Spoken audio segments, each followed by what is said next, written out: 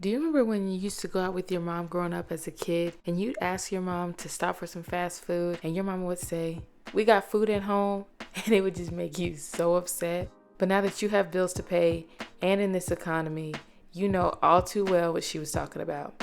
Now you're telling your own self, "We got food at home." In today's video, I'm going to talk about how to turn the food you already have at home into meals you and your family love, saving you money and reducing food waste. Hello and welcome to Black Homemaking.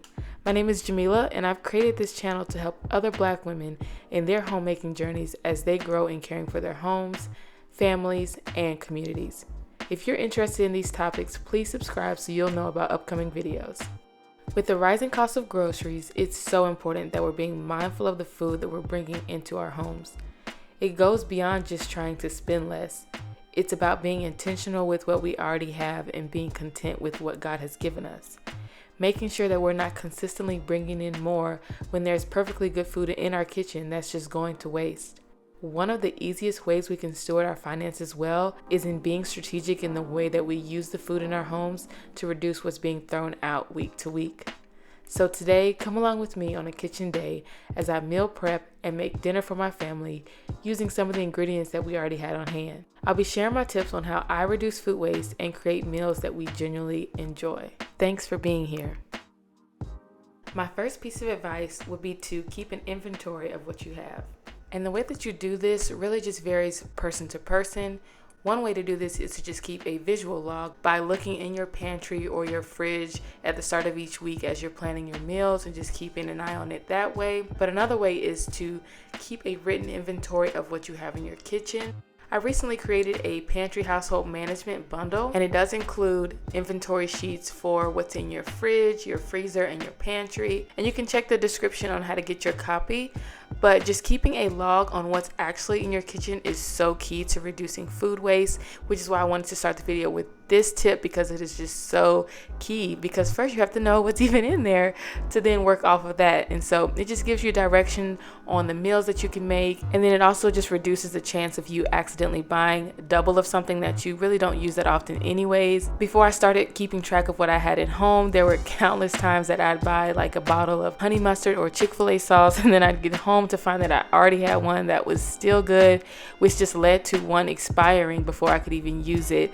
And that just was happening so often. And so it just led to me wasting money and food.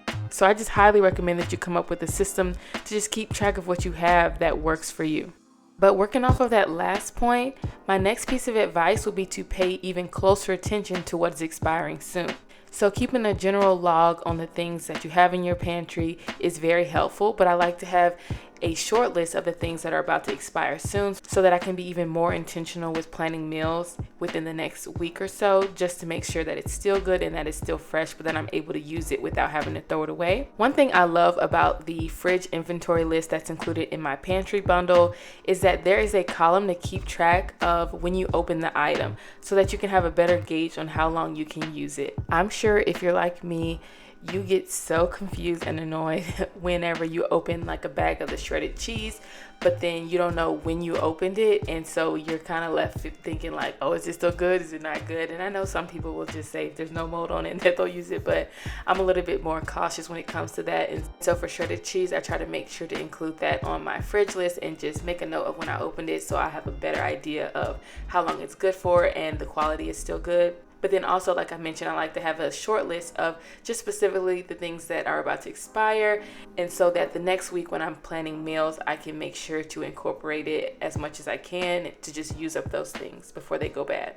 And so in the pantry bundle, I also did include a expiring soon list just so that you can keep that in the forefront of your mind.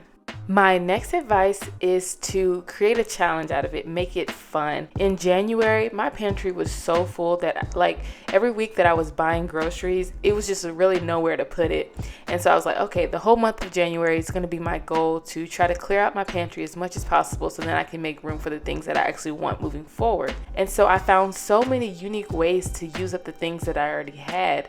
And 1 or 2 of those recipes have been since added to our regular rotation because we love them so much.